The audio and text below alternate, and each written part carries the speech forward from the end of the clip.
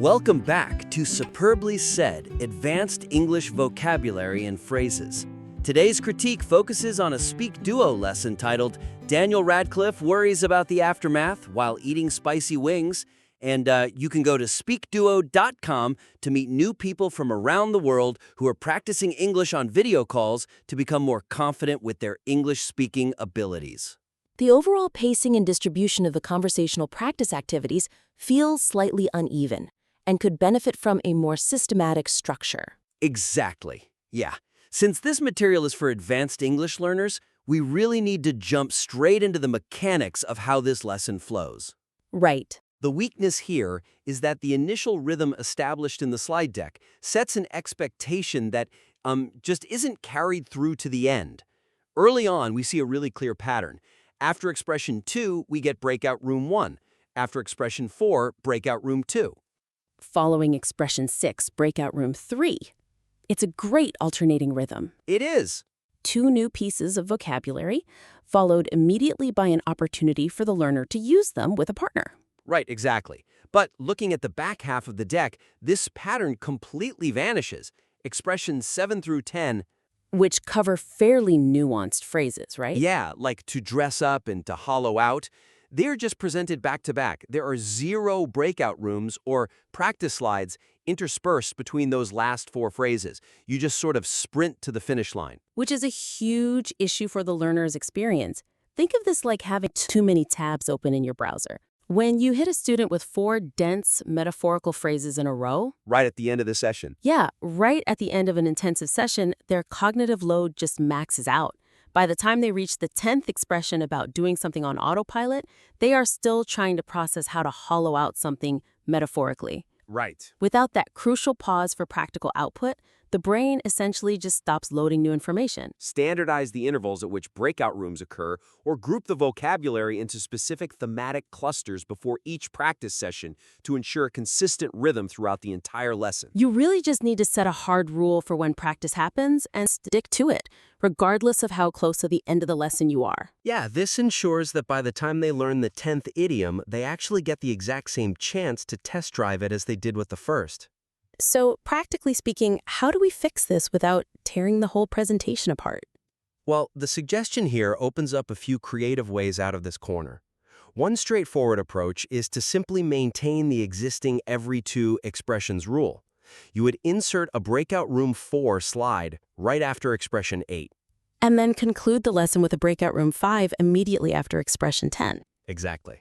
And if time constraints are a concern, say if you only have a 45-minute lesson and can't fit in 5 breakout rooms, you could fundamentally recluster the 10 vocabulary words. How so? Organize them into 3 blocks. 3 words in the first block, 3 in the second, and 4 in the third.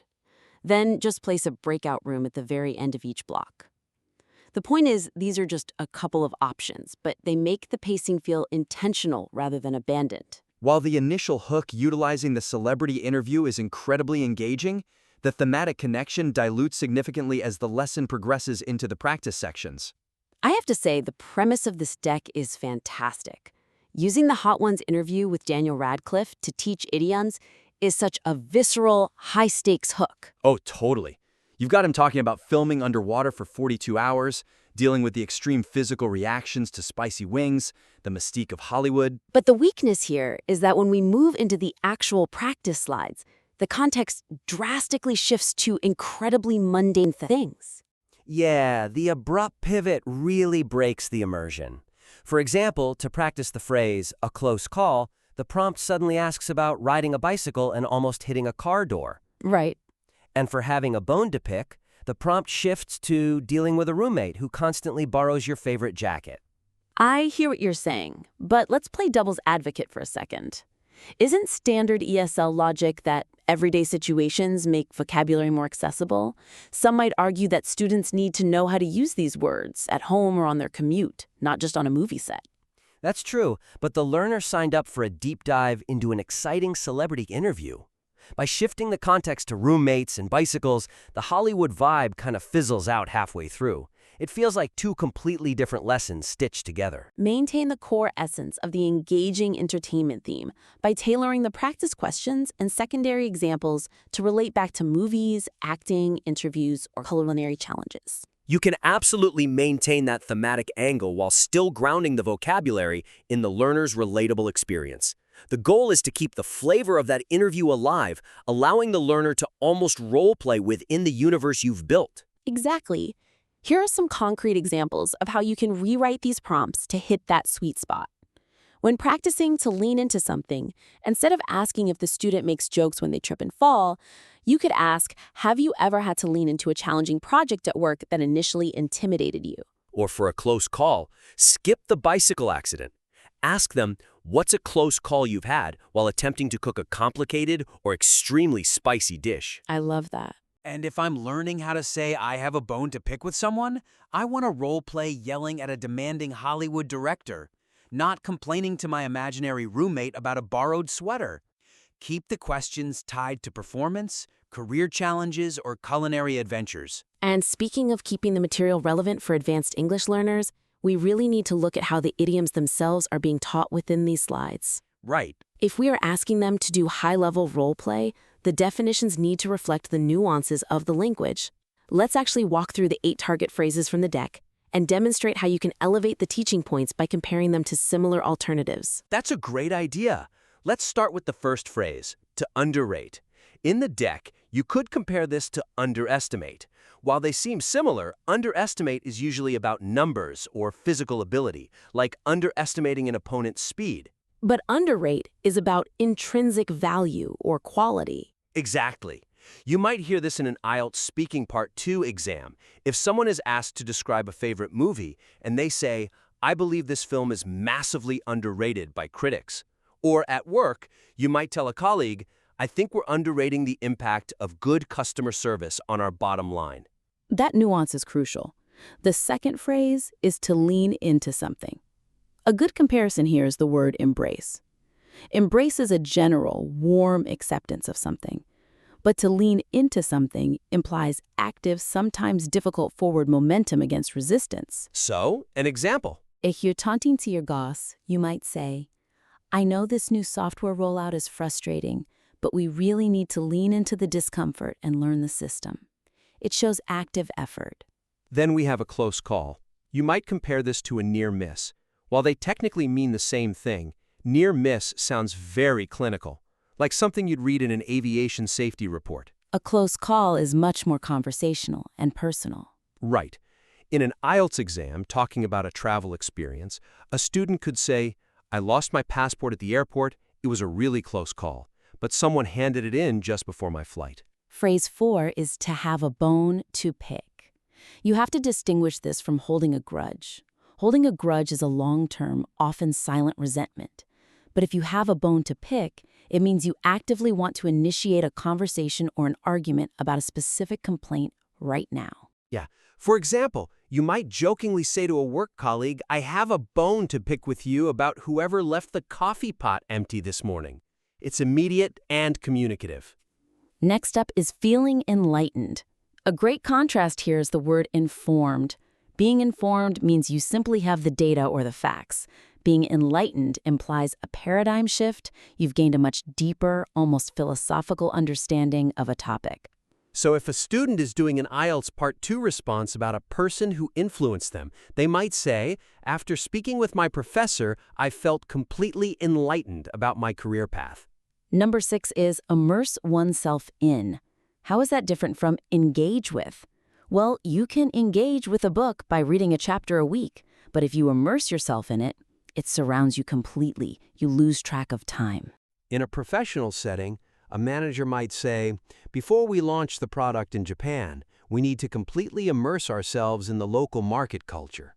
Phrase 7 is to dress up, used in a metaphorical sense. You should compare this to embellish. Embellishing usually means adding fictional or exaggerated details to a story. Dressing up, however, means making something look more attractive or important than it inherently is, often superficially. You might warn a colleague, We can dress up this sales report with fancy graphics all we want, but the boss is still going to see that our revenue is down. And finally, the 8th phrase is to hollow out. You must explain how this differs from simply to empty. Emptying a box just means taking the stuff out.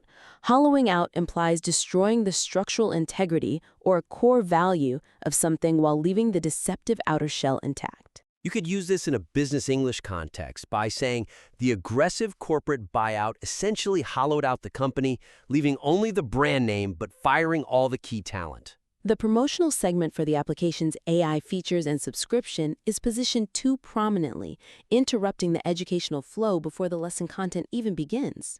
Let's talk about the user journey here. The weakness is really an issue of audience alignment. The learner has arrived eager to dive into this highly anticipated Hot Ones lesson. But immediately on slide 2, before any vocabulary is introduced, there's a massive promotional block. We get a slide pushing an iOS app download, then a slide detailing AI chat features, and then a full pitch for a 7-day free trial of SpeakDuo Pro. It acts as a massive roadblock. Right, it delays gratification. While user acquisition is undeniably vital for the platform, hitting them with a multi-slide promotional gauntlet right at the starting line frames the interaction as a sales pitch rather than an educational experience. You have to earn the pitch. It's asking for a commitment before the learner has even experienced the quality of the teaching material. Relocate the detailed promotional material to the conclusion of the deck or integrate it seamlessly as a targeted, helpful solution during the actual practice phases. By repositioning the promotion, you remove that initial friction. If the user experiences a fantastic, seamlessly structured lesson, their willingness to engage with the trial offer at the end increases exponentially. You allow them to fully engage with the content, and then you present the pro features as a natural next step. Let's look at a few concrete options for making this happen. The most direct solution is to just move the entire 7-day free trial slide and the AI app breakdown to the very end of the presentation, right after the thanks for coming slide. It serves as a strong call to action exactly when the user is feeling satisfied with the value they just received. Alternatively, you could weave the features in context. When the students enter Breakout Room 1, you could briefly mention the AI pronunciation tool. You could say, as you practice these expressions with your partner, remember that our AI tool can help you perfect your pronunciation of tricky phrases like underrate or hollow out. That shifts the promotion from an annoying ad into a highly relevant tool that assists the learner at the exact moment they might feel insecure about their speaking skills. Speaking of the end of the deck, an amazing way to wrap up these advanced English vocabulary lessons and a great place to position that SpeakDuo promo is with a quick comprehension check. Conducting a quiz at the end of the lesson solidifies the material. Absolutely. Let's actually conduct a mock-up of that quiz right now so the creator can hear exactly how it should flow in the classroom. We will provide 3 options, option A, option B, and option C for each of the 8 phrases we just discussed. Feel free to pause the critique here if you need to think about the answer. Here we go. Question 1. What is the best definition of the verb to underrate? Option A, to mistakenly highlight the negative features of a highly successful professional enterprise. Option B, to systematically underestimate the intrinsic value, importance, or true quality of a thing. Option C, to aggressively overstate the physical strength necessary to complete an exhaustive project. The correct answer is option B. To underrate is to systematically underestimate the intrinsic value, importance, or true quality of a thing. Remember our example about the critically underrated film. Okay, question 2. If someone decides to lean into something, what are they doing? Option A, to stubbornly refuse to accept an uncomfortable truth regarding a massive corporate failure. Option B, to cautiously approach a deeply complicated emotional problem without causing further anger. Or option C, to confidently accept and willingly embrace a difficult situation, trait, or new challenge. The correct answer is option C. To lean into something means to confidently accept and willingly embrace a difficult situation, trait, or new challenge. Just like leaning into the discomfort of learning a new software system at work. Question 3. How is a close call defined in the context of the lesson? Option A, a specific situation where a terrible or dangerous event almost occurred but was just avoided. Option B, a mandatory telephone meeting convened to carefully discuss an upcoming corporate objective. Option C, a surprising professional scenario in which a major financial disaster was totally inevitable. The answer is option A. A close call is a specific situation where a terrible or dangerous event almost occurred but was just avoided. Like almost losing your passport at the airport. Question 4. What does it mean to have a bone to pick with someone? Option A, to secretly collaborate with a trusted colleague in order to secure a very large promotion. Option B, to hold a specific complaint or possess a valid reason to argue with someone over an action. Option C, to permanently sever a long-standing relationship due to a seemingly minor misunderstanding. Option B is correct. To have a bone to pick is to hold a specific complaint or possess a valid reason to argue with someone over an action, like having a bone to pick with whoever finished the office coffee. Moving on to question 5. If you feel enlightened about a topic, what has happened? Option A, to feel entirely overwhelmed by sudden massive amounts of contradictory factual information. Option B, to purposely disregard a fundamentally important regulation during a very critical procedure.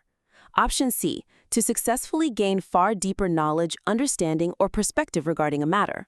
The right choice is option C. Feeling enlightened means to successfully gain far deeper knowledge, understanding, or perspective regarding a matter.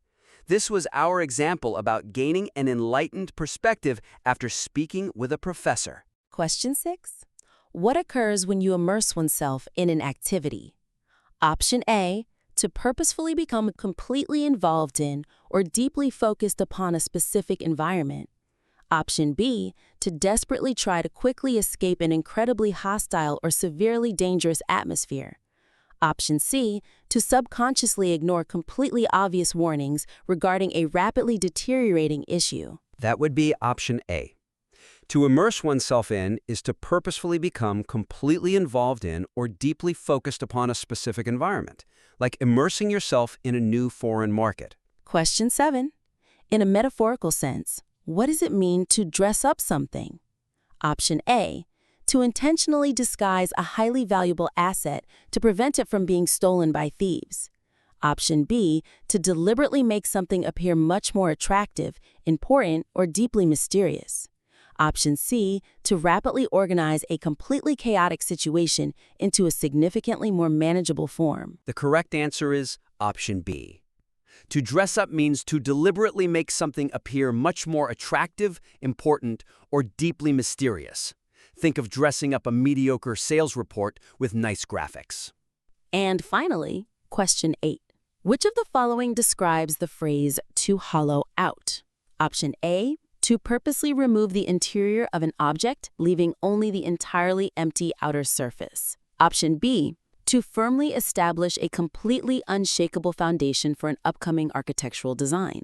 Option C, to suddenly collapse under the extreme psychological pressure of an intensely demanding role. The answer is option A. To hollow out is to purposely remove the interior of an object, leaving only the entirely empty outer surface, much like a corporate buyout hollowing out a company's talent. Adding an interactive quiz like that right before your promotional slides is a brilliant way to leave the learner feeling accomplished. It really is. To quickly recap the main points of today's critique, we discussed the necessity of balancing the pacing of the breakout rooms so the cognitive load remains steady. We examined the importance of keeping the practice themes tightly tied to the initial Hollywood interview hook to maintain immersion, and finally we addressed the friction caused by the initial placement of the promotional slides. And to summarize the actionable suggestions you can take away right now, insert consistent practice breaks, like a breakout room 4 and a final wrap-up, to pace those last 4 expressions. Rewrite your practice questions so they focus on the entertainment or culinary themes established by the Daniel Radcliffe interview.